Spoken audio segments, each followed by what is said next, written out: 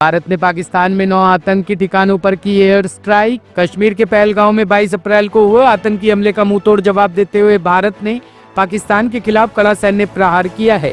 बुधवार की रात भारतीय सशस्त्र बलों ने ऑपरेशन सिंदूर के तहत पाकिस्तान और पाकिस्तान के कब्जे वाले जम्मू कश्मीर में मौजूद 9 आतंकवादी ठिकानों पर भीषण हवाई हमला कर उन्हें तबाह कर दिया।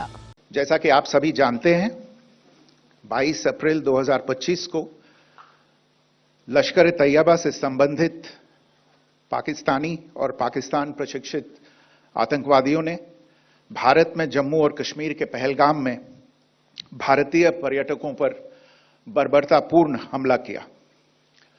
25 भारतीयों और एक नेपाली नागरिक को कायरतापूर्ण मौत के घाट उतार दिया गया।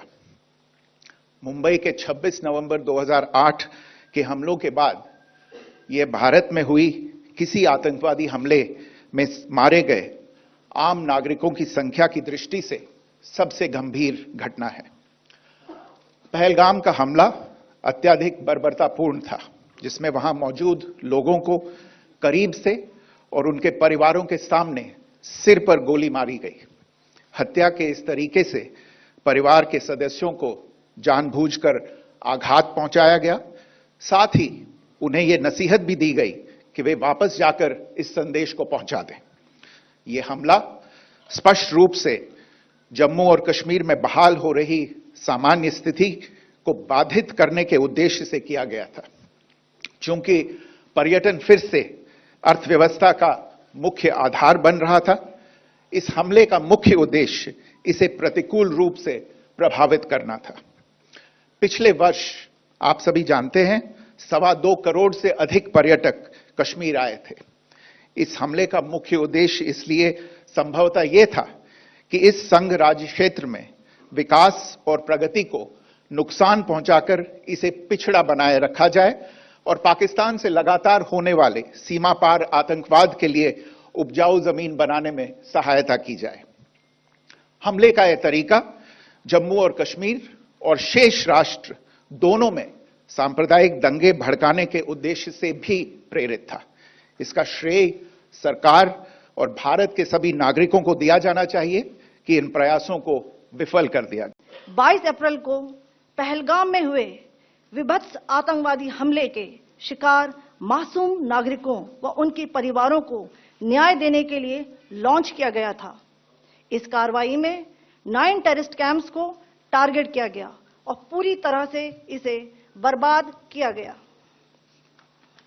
पाकिस्तान में पिछले 3 दशकों से टेरर इंफ्रास्ट्रक्चर का निर्माण हो रहा है। इसमें recruitment, indoctrination centres, training areas व लॉन्च पैड शामिल थे, जो पाकिस्तान और पाक अधिकृत जम्मू कश्मीर POJK दोनों में फैले। यह LOC से 30 किलोमीटर दूर था। लश्कर तोयबा का बेस था, जो रजौरी, पुंछ में सक्रिय था। 20 अप्रैल 2023 को पुंछ में और 9 जून 2024 को तीर्थ यात्रियों के बस हमले में यहीं से आतंकी को ट्रेन किया गया था।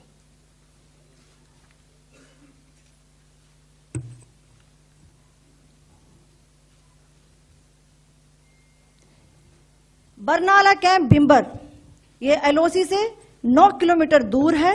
यहां पर हथियार हैंडलिंग, IED व जंगल सर्वाइवल का प्रशिक्षण केंद्र था। अब्बास कैंप कोटली,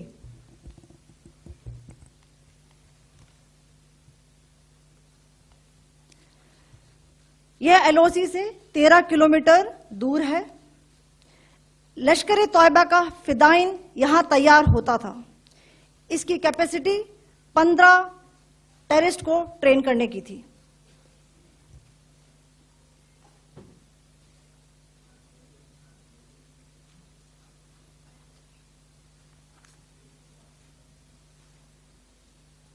अब मैं पाकिस्तान के अंदर के टारगेट से अवगत कराना चाहूंगी। पहला, सर्जल कैंप सियालकोट। यह अंतर्राष्ट्रीय सीमा से 6 किलोमीटर की दूरी पर है, सांबा कटवा के सामने।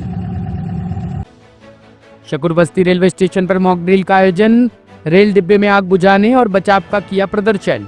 जहां पूरे देश में आपदा प्रबंधन को लेकर मॉक ड्रिल अभियान चलाया जा रहा है, वहीं आज शकूरबस्ती रेलवे स्टेशन पर भी विशेष मॉक ड्रिल का आयोजन किया गया। इस अभ्यास में रेलवे कर्मियों के साथ दिल्ली सिविल डिफेंस की टीम ने भी भाग लिया और मिलकर आपातकालीन स्थितियों में बचाव व राहत कार्यों का प्रदर्शन किया।